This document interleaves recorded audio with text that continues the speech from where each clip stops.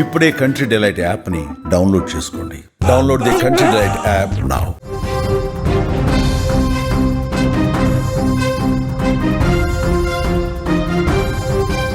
ఆంధ్రప్రదేశ్ సర్కార్ అలర్ట్ అయ్యింది. 22 జిల్లాలలో స్కూల్స్కి సెలవులను కూడా ప్రకటించింది. ఆగ్నేయ బంగాళాఖాతంలో బలపడుతున్నటువంటి మొంతా తుఫాన్ ఆంధ్రప్రదేశ్ రాష్ట్రాన్ని ఇప్పుడు వణికిస్తుంది. ఇది మరింత బలపడి మరికొన్ని గంటలలో తీవ్ర తుఫానుగా మారేటువంటి అవకాశం ఉందని వాతావరణ శాఖ ఇప్పటికే హెచ్చరించింది. ఈ నేపథ్యంలో ఏపీ ప్రభుత్వం పూర్తి స్థాయిలో హై అలర్ట్ ప్రకటించింది.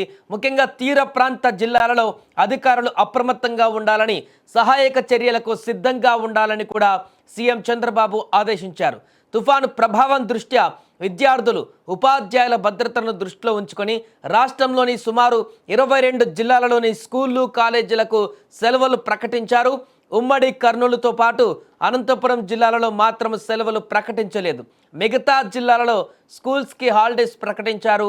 కాకినాడ జిల్లా పైన తుఫాను ప్రభావం ఎక్కువగా ఉన్నందున 5 రోజుల పాటు అక్కడ సెలవులను ప్రకటించారు. సోమవారం నుంచి అక్టోబర్ 30వ తేదీ వరకు కూడా స్కూల్స్కి అక్కడ సెలవు ప్రకటించారు. కృష్ణా, గుంటూరు, ఎన్టీఆర్, అనకాపల్లి, పశ్చిమ గోదావరి జిల్లాలతో పాటు ఇతర జిల్లాలలో 3 రోజులు సెలవులు ప్రకటించారు. అలాగే అక్టోబర్ 27, 28, 29 తేదీలలో విద్యాసంస్థలు మూసివేయనున్నారు. తుఫాన్ తక్కువ ఉండేటువంటి జిల్లాలలో 2 రోజులు మాత్రమే సెలవులు ఇచ్చారు. విశాఖపట్నంలో నేడు, రేపు స్కూళ్లు మూసివేయనున్నారు.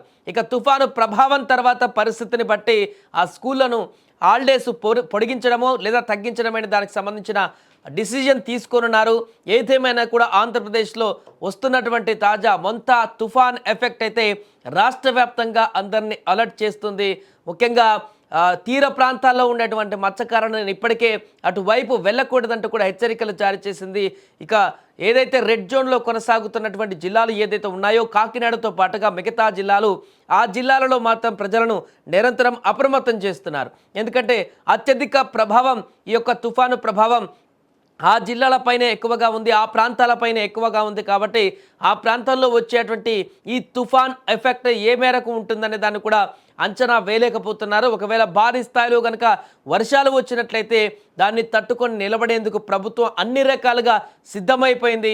ఎవరికి కూడా ఇప్పటి వరకు ఎలాంటి ప్రాణ నష్టం జరగకుండా అయితే జాగ్రత్తలు తీసుకుంటుంది. ఆస్తి నష్టం సంభవించకుండా ఉండేందుకు కూడా అన్ని రకాల ప్రణాళికలు సిద్ధం చేస్తుంది. ఎస్డీఆర్ఎఫ్, ఎన్డీఆర్ఎఫ్ బృందాలను కూడా ఇప్పటికీ ప్రభుత్వం రంగంలోకి దించింది.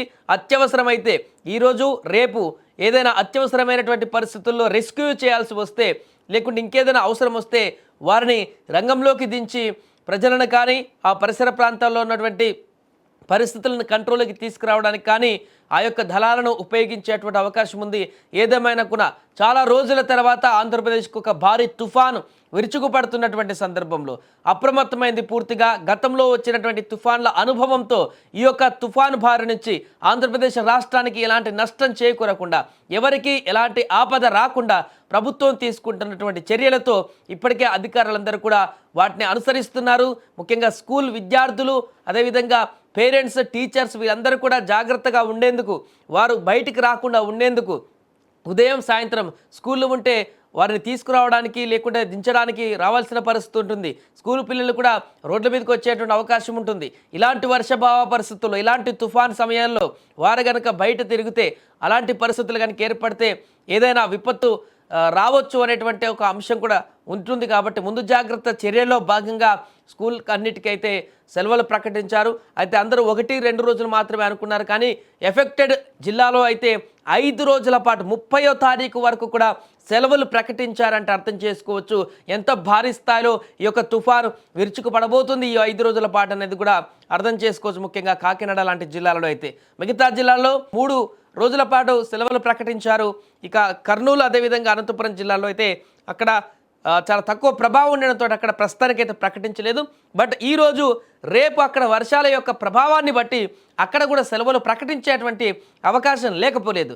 ప్రభావం ఎక్కువగా ఉన్నట్లయితే ఆ తుఫాన్ ఇప్పటికీ తీరం దాటుతుంది కాబట్టి దాని ఎఫెక్ట్ ఈ జిల్లాలకు కూడా కొనసాగితే అక్కడ కూడా నిర్ణయం తీసుకునేటువంటి అవకాశం ఉంది కలెక్టర్లకు. దానికి సంబంధించిన గైడ్ లైన్స్ కూడా ఇప్పటికే రాష్ట్ర ప్రభుత్వం నుంచి వెళ్ళిపోయాయి. ఏదేమైనా కూడా ఈరోజు కొంత జాగ్రత్తగా ప్రజలందరూ కూడా ఉండవలసిన అవకాశం ఉంది. ఆ మొంతా తుఫాను నుంచి ఎటువైపు వస్తుంది, దాని ప్రభావం ఎలా ఉందనేది కూడా కొంత ఈ 2-3 రోజుల పాటు న్యూస్ను ఫాలో అయ్యి ఆ డీటెయిల్స్ని తెలుసుకుంటే కొంత అందరికీ కూడా ఉపయోగకరంగా ఉంటుందని కూడా చెప్పుకోవచ్చు.